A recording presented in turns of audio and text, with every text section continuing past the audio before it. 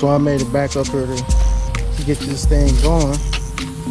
And lo and behold, it's something in there. It looked like a rock or something that then came in there.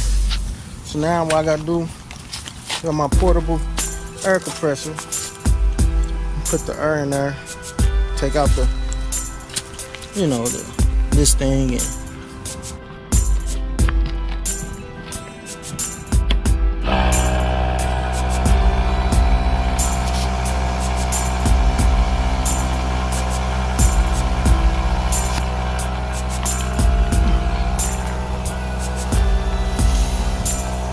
look at this.